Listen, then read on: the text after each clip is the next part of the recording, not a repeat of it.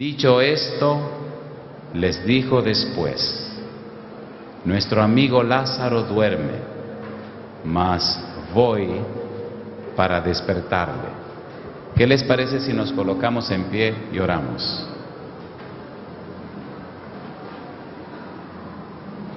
Querido Padre Celestial, gracias por el día que nos dio. Gracias por la oportunidad de reunirnos otra vez en este lugar para estudiar su palabra. Gracias, Señor, por los amigos y amigas presentes. Gracias por todos aquellos que en cualquier lugar del mundo están siguiendo esta programación. Gracias por los hermanos y hermanas que nos acompañan en esta hora. Permita, Señor, que los ángeles puedan moverse en este ambiente y su Santo Espíritu pueda hablar a cada corazón presente. Que el Santo Espíritu nos traiga palabra de vida para la vida eterna. Que las palabras del predicador sean sus palabras. Que no escuchemos palabras de hombres, sino las palabras de Jesús, la palabra de verdad. Y que cada persona que reciba esta palabra sea tocada con el poder del Espíritu Santo. Señor, en su mano santa nos entregamos. Diríjanos ahora y siempre. Lo pedimos en el nombre de Jesús. Amén, Señor. Amén. Hay un incidente en el capítulo 11 del libro de San Juan que nos hace recordar el desarrollo del ministerio de Jesús.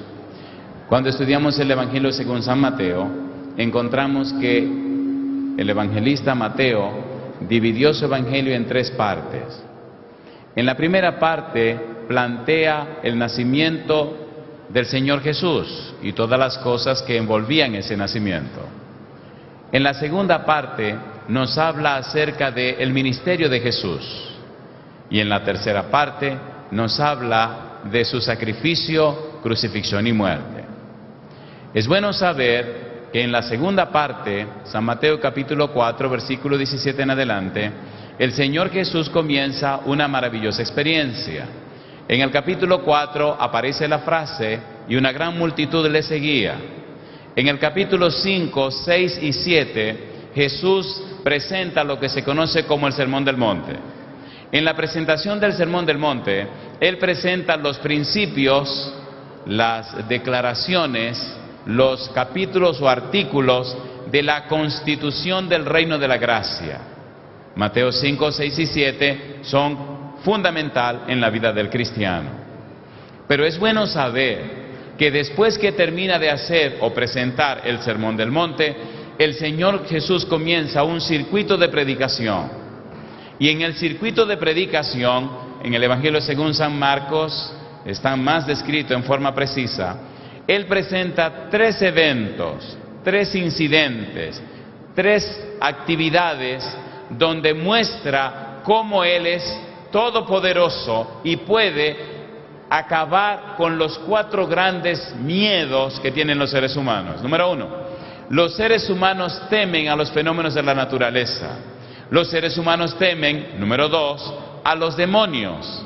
Número 3, los seres humanos tienen terror a la enfermedad. Y número 4, los seres humanos temen a la muerte.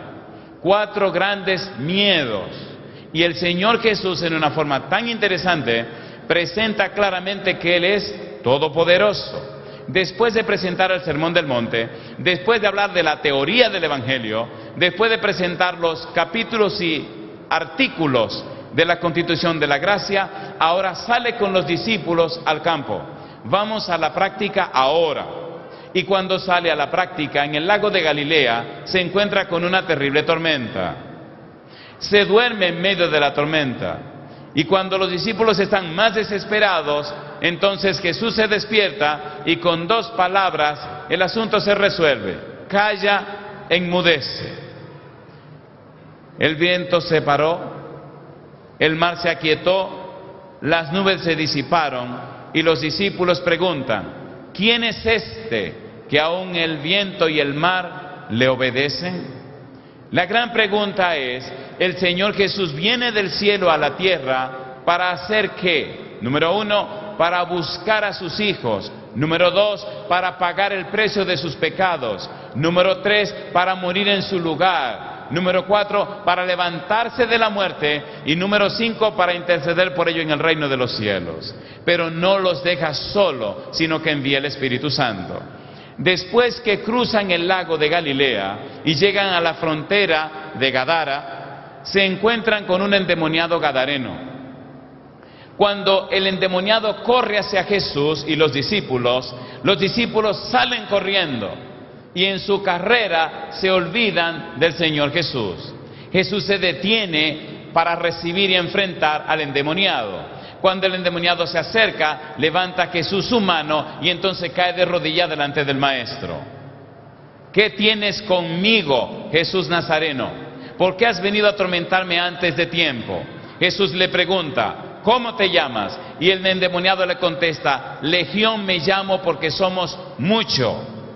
Cuando hablamos de una legión, en ese momento histórico, durante ese incidente, en esa época, descubrimos lo siguiente. Número 1, una legión romana tenía 500 soldados de caballería, pero también tenía 6,000 soldados de infantería. 500 soldados a caballo, 6,000 soldados a pie. Si este demonio se llamaba legión, entonces en este hombre había 6,500 demonios. ¿Alguna vez ha oído hablar de los demonios? A ver si o no. Oigan, ¿le parece bien si hacemos un chismecito ahora? ¿Sí? A ver si o no. ¿Quieren que les diga dónde viven los demonios? No le va a gustar. ¿Quieren saber? No me diga después que se le erizó la piel, que le dio miedo, que no pudo dormir. Usted que está de curioso, ¿qué hay? ¿Lo hacemos o no lo hacemos? ¿Lo leemos en la Biblia? ¿Sí o no? Hace algunos años estaba en un lugar, hice una travesura. A uno de los temas le puse las vacaciones del diablo. Ay, mamacita linda. Esa noche que tocaba hablar de las vacaciones del diablo, no vino nadie. A la noche siguiente, otra vez se llenó la sala. Y les pregunté, ¿por qué no vinieron anoche? Y alguien muy sincero dijo, porque usted iba a hablar de las vacaciones del diablo. Le dije, pues está bien, esta noche les voy a hablar de las vacaciones de Satanás. ¿Qué le parece? Y se quedaron muy serios. Ok, ¿quieren o no quieren lo que les dije? San Mateo capítulo 12. Recuerde que vamos a hacer esto porque usted lo pidió. Y aquí estamos para servirle al cliente. San Mateo capítulo 12, versículo número 43. ¿No le va a gustar? Dice el Señor Jesús, cuando el espíritu inmundo sale del hombre, anda por lugares secos buscando reposo y no lo halla. ¿De dónde salió? ¿De dónde salió? Cuando el espíritu inmundo sale del hombre, anda por lugares secos buscando reposo y no lo halla. Entonces dice, volveré a mi casa de donde salí. ¿Cómo le llama el espíritu inmundo al hombre? Mi casa. ¿Todavía quieren seguir oyendo? ¿Seguro? ¿Seguimos o no seguimos? Bien, seguimos. Qué bueno. Entonces dice, volveré a mi casa de donde salí, y cuando llega, la halla desocupada, barrida y adornada. Entonces va y toma consigo otros 7 espíritus peores que él, y entrados, ¿qué dice ahora? Moran allí, y el postrer estado de aquel hombre viene a ser peor que el primero. Así también acontecerá a esta mala generación. ¿Qué es lo que está diciendo Jesús? Cuando una persona escucha la palabra de Dios, cuando una persona conoce el Evangelio, cuando una persona se expone a la obra del Espíritu Santo, el demonio no se puede resistir. Cuando la palabra de Dios llega con el poder del Espíritu Santo, el demonio tiene que moverse, tiene que salirse. Sin embargo, el Espíritu Santo jamás poseerá a una persona, jamás vivirá en una persona que no haga las cosas como Dios establece.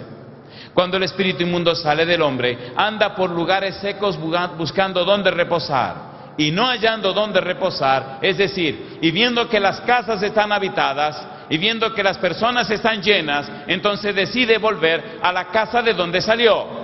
Pero la casa de donde salió es una casa que ha sido expuesta a la palabra de Dios, al Evangelio de Jesucristo. Lo sacaron de esa casa, el poder de la palabra de Dios lo echó afuera.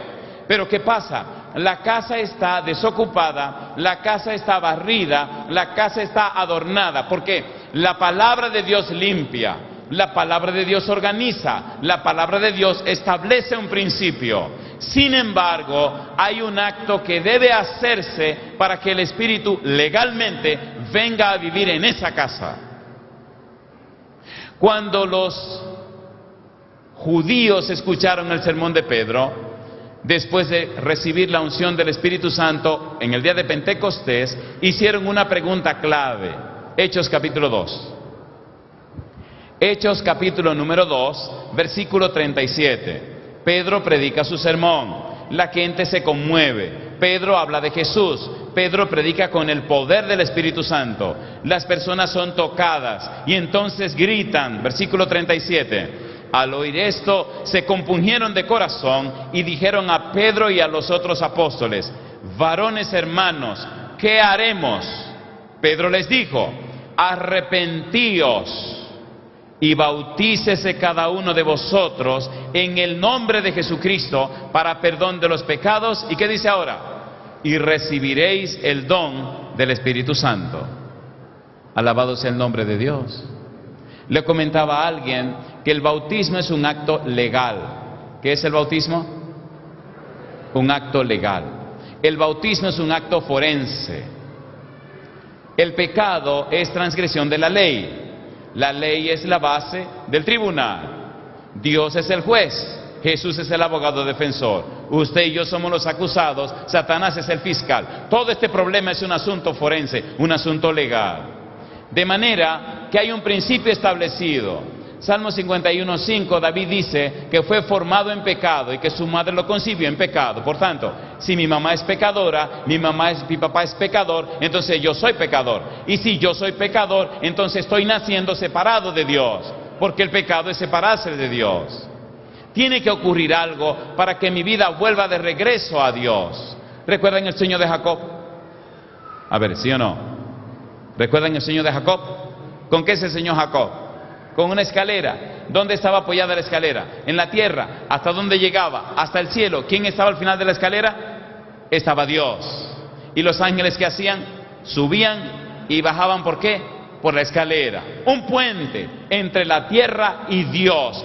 ¿Quién es el puente entre nosotros y Dios? San Juan capítulo número 1. Vamos rapidito, por favor.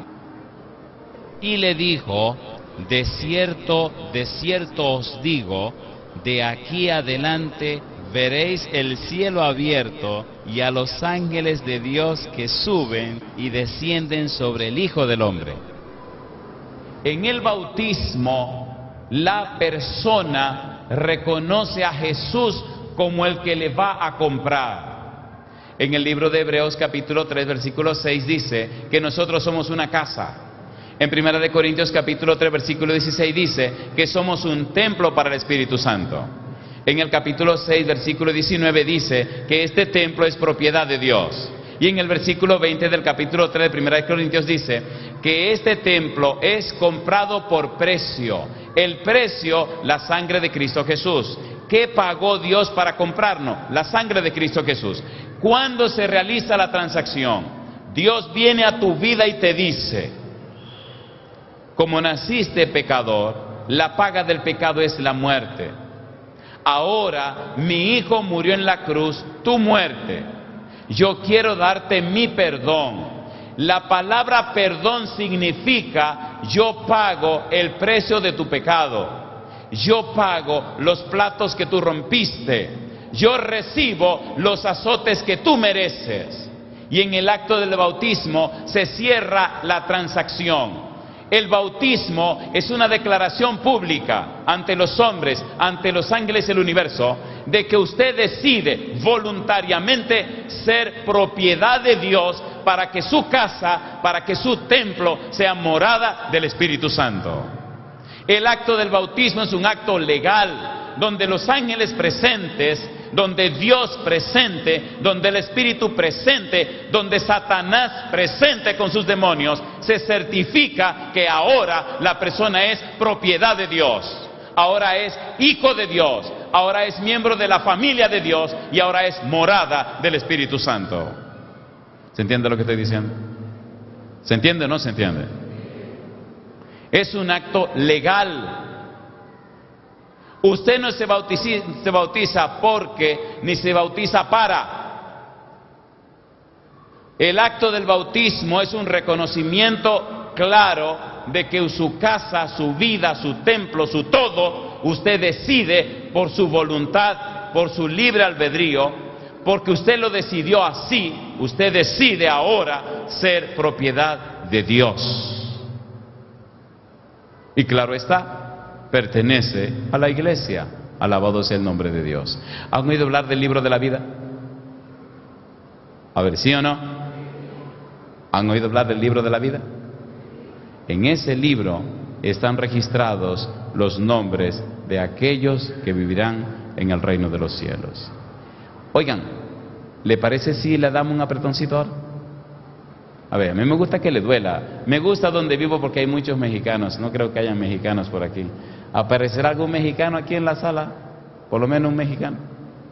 Ahí mi madrecita. Ningún mexicano. Qué raro. Nadie es mexicano aquí. Ninguno. Qué raro. Bueno, posiblemente usted que está en su casa sí sea un mexicano. Ahora le voy a dar un poco de jalapeño a esta gente aquí en Argentina. ¿Ustedes no comen picante? Olvídenos de los jalapeños, entonces déjame seguir con lo que estoy haciendo. Déjame seguir con mi asunto. Hechos capítulo 2, versículo 37 y versículo 38. El bautismo es un acto legal. En el bautismo la persona acepta que Dios le compre con la sangre de Cristo Jesús. En el bautismo la persona decide entregarse en las manos del Señor. Al oír esto, se compungieron de corazón y dijeron a Pedro y a los otros apóstoles: varones hermanos, ¿qué haremos? Pedro les dijo: arrepentíos y bautícese cada uno de vosotros en el nombre de Jesucristo para perdón de los pecados y recibiréis el don del Espíritu Santo. Cuando la persona conoce el plan de salvación, cuando la persona conoce a Jesús, cuando la persona decide entregarse a Jesús, cuando la persona decide ser bautizado o bautizada, en ese momento se abre entonces un acta en el cielo. La persona que se entrega es sepultada bajo las aguas y cuando sube de las aguas comienza una vida nueva. Simbólicamente muere, legalmente muere. Al subir ahora recibe la salvación, el don del Espíritu y por ende registrarse en el libro de la vida. Ese famoso libro de la vida es tan importante que llama la atención un incidente en el libro de Éxodo capítulo 32. Éxodo capítulo 32, vamos a leer esto que le va a doler. Este es el poquito de jalapeño que quiero compartir con ustedes. Éxodo 32. Déjeme hacer un poco la historia. Sí, estamos hablando del endemoniado gadareno, no se preocupe que para allá vamos. En el libro de Éxodo, en el capítulo 19, el pueblo de Israel se encuentra con Dios. Los capítulos 19 en adelante, el pueblo tiene una conversación con Dios. El capítulo 20, donde están las tablas de los mandamientos, Dios le habla al pueblo. Pero más adelante, cuando Moisés está en el monte, el pueblo cae en apostasía. Levantan un becerro con el nombre de Jehová y empiezan a adorar el becerro. Cuando Dios está arriba con Moisés le dice: mira, el pueblo se desenfrenó, desciende para que atienda a tu pueblo. Moisés desciende con la tabla de la ley y ustedes conocen el incidente. Jehová se molesta y le dice a Moisés: yo no voy a ir con ese pueblo, te voy a enviar un ángel que vaya con ustedes, no sea que me moleste y acabe con el pueblo completo. Cuando Moisés sube para alegar por el pueblo, le da una declaración a Dios que usted debe tomar en cuenta. Moisés se presenta y se planta delante de Dios y le dice: mira, Señor, una de dos, capítulo 32, versículo 31. Dice el verso 31, entonces volvió Moisés a Jehová y dijo, te ruego, pues este pueblo ha cometido un gran pecado, porque se hicieron dioses de oro, que perdones ahora su pecado. ¿Y qué dice ahora? Y si no, ráeme, bórrame ahora de tu libro que has escrito. ¿Qué le pidió Moisés entonces? Si tú no vas a perdonar al pueblo, bórrame de tu libro. ¿Hay libros en el cielo? Sí, Señor. ¿Hay un libro llamado de la vida? Sí, Señor. ¿Está el libro de Moisés en ese libro? Sí, Señor. Pero ahora le dice a Dios, si tú lo vas a rechazar, entonces bórrame a mí también de ese libro. Oiga la respuesta de Dios. Y Jehová respondió a Moisés, al que pecare contra mí, a éste raeré yo de mi libro. ¿A quién borran del libro? ¿A quién borran del libro? ¿A quién borran del libro? Al que pecare contra mí, a ese borraré yo de mi libro. No es mi propósito ponerte nervioso, pero aquel día que estaba haciendo tu poca vergüenza, no te creas que no te estaban mirando. No hay un lugar que te puedas colocar que el Señor no te vea. Sí, yo sé que es doloroso decir esto, pero alguien te lo tiene que decir. Al que pecare contra mí, a ese borraré yo de mi libro. Por eso es tan interesante el asunto del bautismo.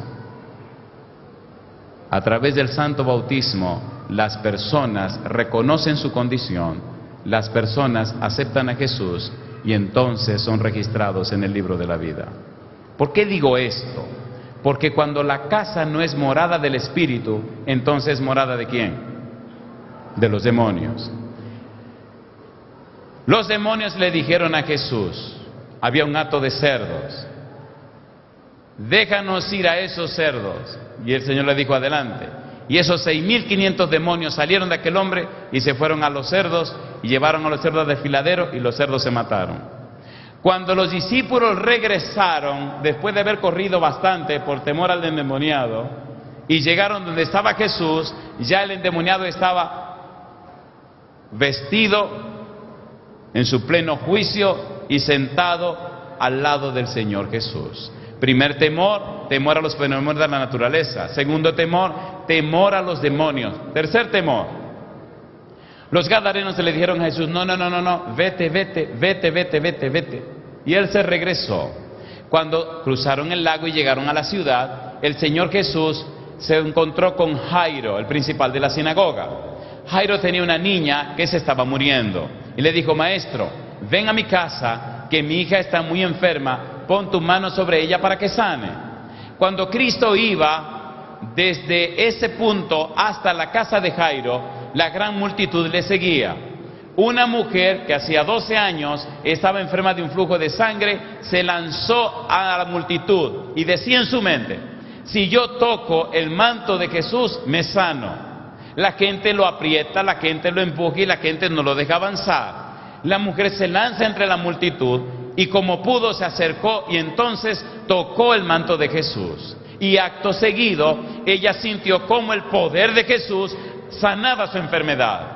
Jesús se detuvo, la gente se detuvieron también. Y él preguntó, ¿quién me ha tocado? Pedro, que siempre contestaba, le dice, ¿cómo dices tú, maestro, quién me ha tocado?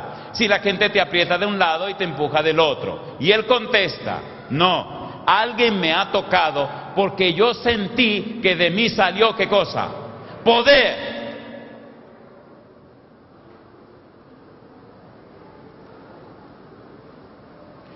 Hay demasiados cristianos convencidos de la verdad, pero no están convertidos a la verdad. Hay demasiada predicación basada en conocimientos y en informaciones, pero hace falta predicar el Evangelio con el poder del Señor Jesús. Es el poder de Jesús que da vida a la gente. Pablo decía que el Evangelio de Cristo es poder de Dios para salvación. Y entonces la mujer dijo, Señor, fui yo. Y él le dijo, hija, ve en paz, tu fe te ha hecho salva. En ese momento le dijeron a Jairo que ya dejara al maestro tranquilo porque su hija había muerto.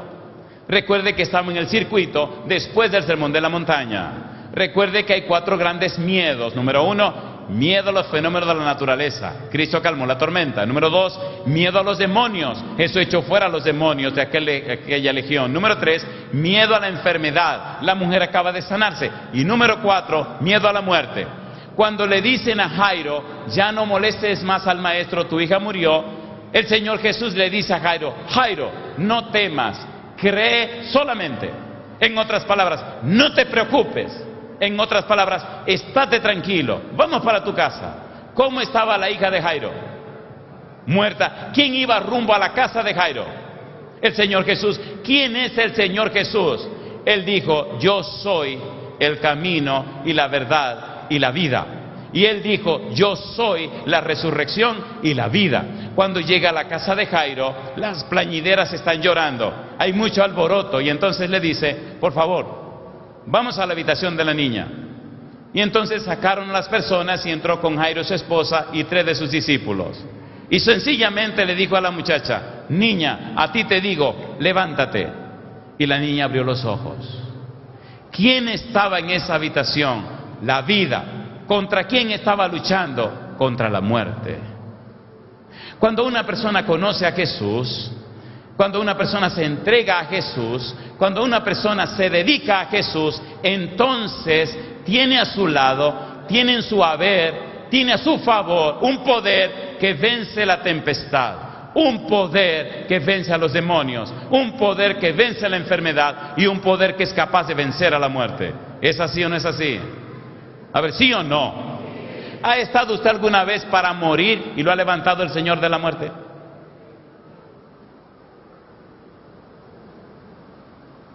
Me gustaría ver conmigo en pie aquellos y aquellas que enfrentando la muerte fueron oídos por el Señor y les devolvió la vida. ¿Hay por lo menos una persona así en esta sala? ¿Se puede poner en pie conmigo? Esos son los testimonios. Ese es el Evangelio. Ese es el Evangelio. Palabras lindas las dice cualquiera, pero lo que ustedes vivieron nadie se lo puede quitar. ¿Sí o no? Me dice el doctor Luis Ubiera, joven, no hay nada que la medicina pueda hacer.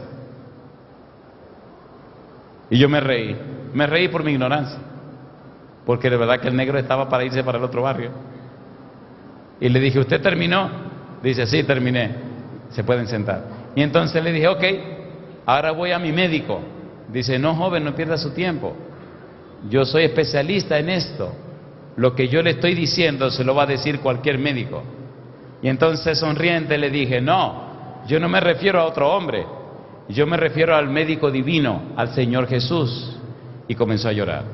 Él era un cristiano. Vino y me abrazó. Y me dice, entonces vaya al médico divino. Y fui al médico divino. Y le dije, Señor Jesús, parece que me están registrando para irme para el otro lado. Pero ¿qué cosa es? Yo solamente tengo 21 años. Hacía 2 años que me habían bautizado. ¿Cómo es posible que este asunto se acabe tan pronto? Recuerde, Señor, que usted y yo hablamos de que yo sería un predicador y viajaría por los diferentes países del mundo y que la gente se entregaría a usted y que el poder me acompañaría y que el Espíritu Santo, y empecé a darle un sermoncito al Señor. Pero ahora dicen que el negro se va a morir. Qué cosa linda. ¿Ustedes creen en Dios? Le garantizo que el negro no se murió. Aquí está dando carpeta todavía. ¿Tiene Jesús poder para levantar los muertos? ¿Sí o no? ¿Para levantar los enfermos? Jesús le dice a los discípulos, nuestro amigo Lázaro está enfermo. Vinieron y le dijeron, Lázaro, el que amas, está enfermo. Jesús le contesta, esa enfermedad no es para muerte. Y se van contentos. Pero Lázaro se pone peor y se muere. Así que unos días después, 4 días después, Jesús le dice a los discípulos, vamos a Betania para despertar a Lázaro. Y los discípulos le dicen, maestro, si duerme, el tipo se va a sanar. Allá en Betania te quieren arreglar. Así que estate tranquilo, quedémonos por acá. No. Lázaro está muerto y tengo que ir a despertarlo. bueno, vamos a ir contigo para que nos maten a nosotros también. Cuando Jesús llega a Betania, Lázaro tiene 4 días muerto. Cuando habla con María y Marta, la misma historia. Me gusta que Marta y María dicen lo mismo. Si hubieras estado aquí, ¿qué cosa? Nuestro hermano no hubiera muerto. Y Jesús contesta lo mismo. Yo soy, ¿qué cosa? La resurrección y la vida. En el incidente de Lázaro hay detalles que no se dicen. Pregunta número 1, ¿estaba muerto Lázaro, sí o no? Pregunta número 2, ¿tenía 4 días muerto, sí o no? Pregunta número 3, ¿había una roca que separaba a Lázaro de Jesús, sí o no? Pregunta número 4, ¿hacía falta que alguien moviera la roca, sí o no? Ahora se presenta la vida otra vez frente a la muerte, pero entre la vida y la muerte hay una roca. Jesús jamás movería la roca. Aquí viene lo interesante de la vida tuya y la vida mía. Hay demasiados muertos espirituales en este mundo. Y entre esos muertos espirituales y Jesús siempre hay rocas. Mira, hay una roca que se llama dinero. Hay muchos muertos espirituales que están ocupados en el dinero. Y solo viven para el dinero. Y solo quieren ganar dinero. Y lo que les importa es el dinero. Alguien tiene que mover la roca del dinero para que ese muerto de 4 días pueda recibir la vida de Cristo Jesús. A mí me ha tocado hablar con muchos ricos que tienen mucho dinero. Y me da risa porque piensan que porque tienen mucho dinero hay que rendirle toda la pleitesía. Pero como yo no voy a buscar dinero, le digo las cosas de frente y me importa ¿qué me importa a mí? Yo le digo lo que le voy a decir y se acabó. No hace mucho visité a un rico, pero muy rico, un tipo con dinero que Recuerdo que cuando llamé,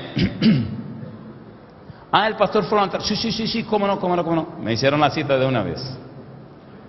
Llegué a la casa, me saludó la señora y todo, me llevaron a la oficina privada, donde solo reciben a cierto tipo de gente.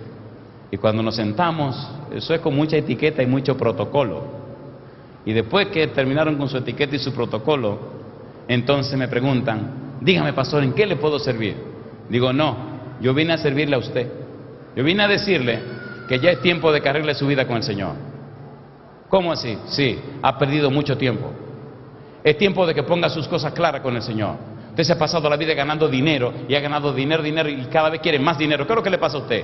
Es tiempo de que ponga sus cosas claras con el Señor.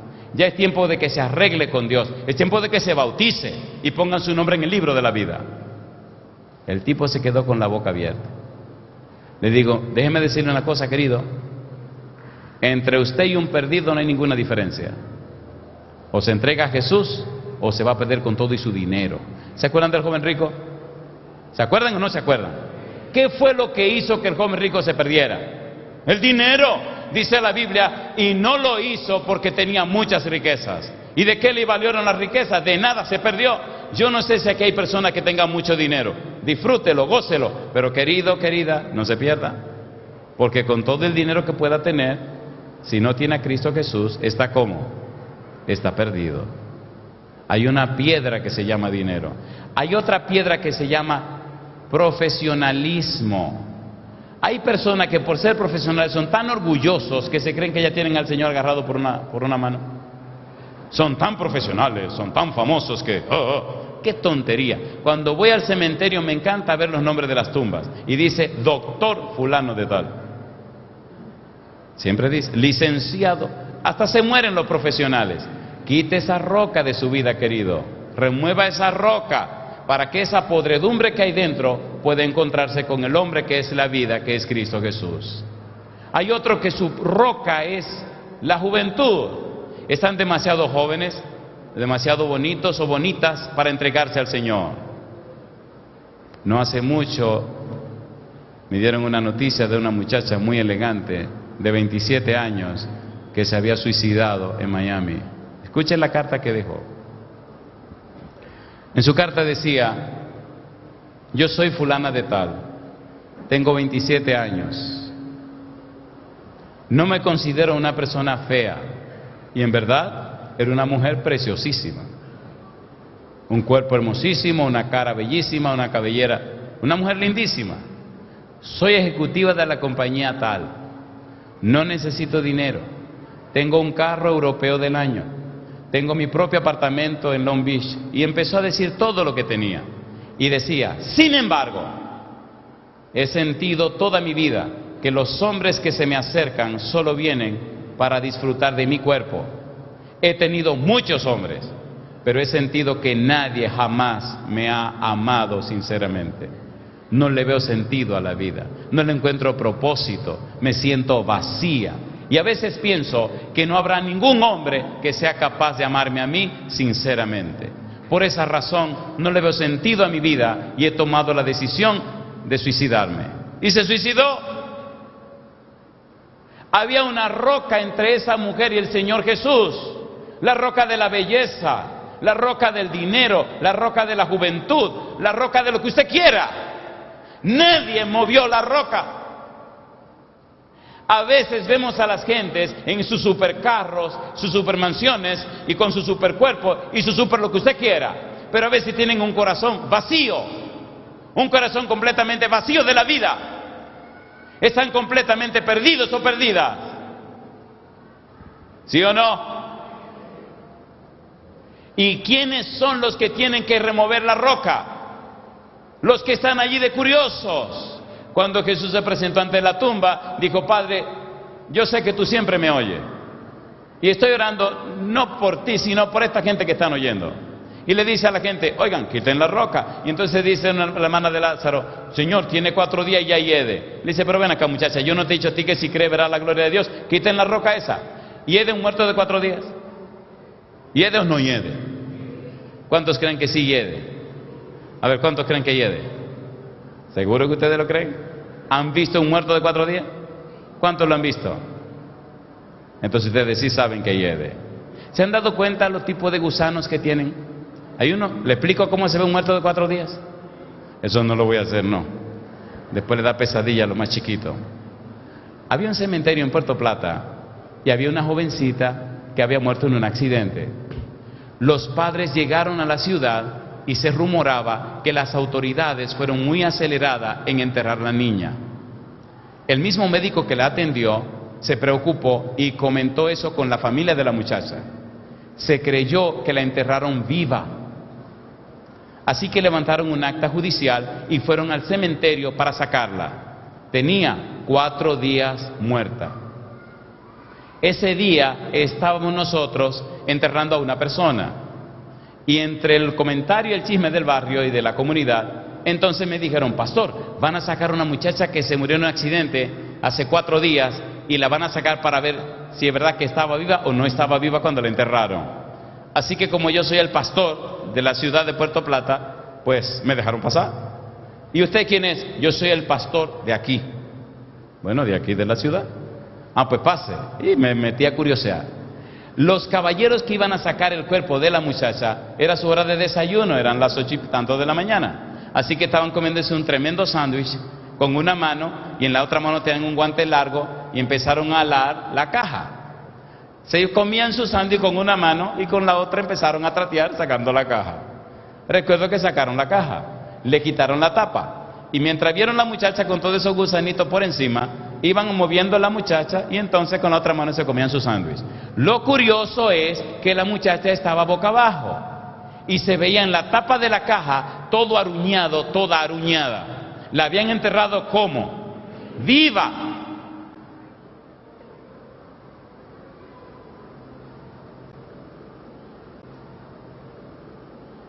En la vida cristiana hay muchos muertos en vida. Se creen cristianos, pero no son nada. Se sienten confiados y tranquilos y saben que su situación delante de Dios no es buena. ¿Sí o no? ¿Sí o no? Oigan, ¿ponemos caliente esta cuestión? A ver, ¿la calentamos? Díganme que sí o no, aunque le duela. Vamos a ser honestos. ¿Verdad que nuestra vida cristiana hoy por hoy no es lo que debería ser? ¿Sí o no? ¿Verdad que no estamos lo suficientemente comprometidos con Dios como para mover las piedras de la gente para que el Espíritu y el poder de Dios pueda ayudarlos? A veces ni siquiera nuestra propia familia.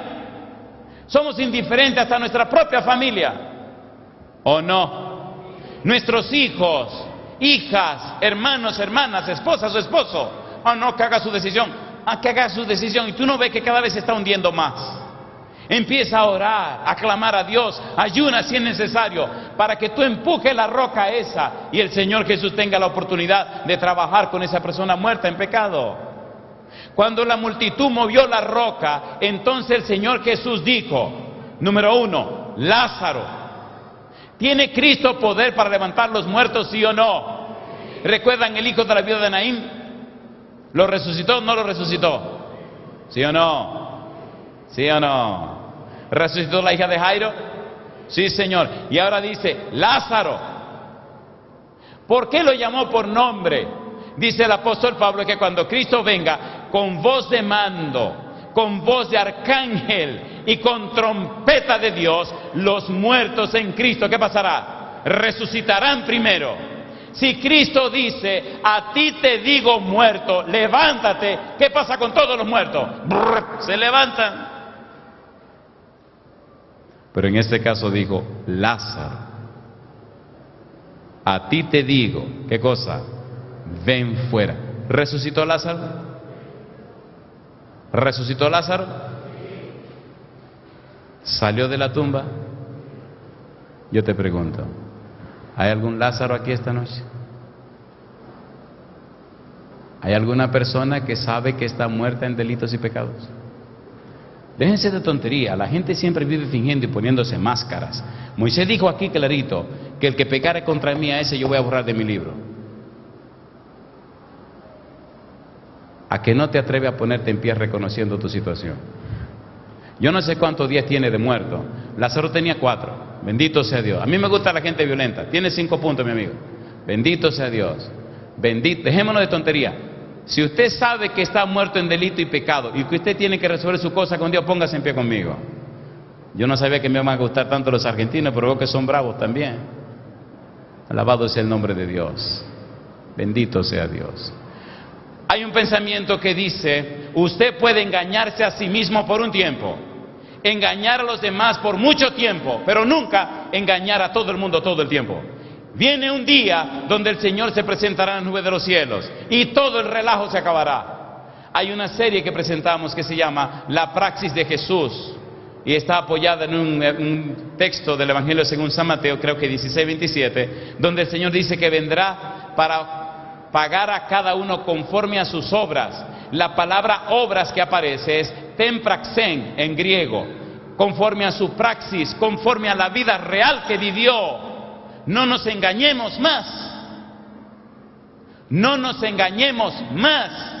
Pablo dice en Gálatas capítulo 6, no os engañéis, Dios no puede ser burlado. Todo lo que el hombre sembrare, eso también segará. Porque el que siembra para la carne, de la carne segará corrupción. Pero el que siembra para el espíritu, del espíritu segará vida eterna. No nos engañemos más.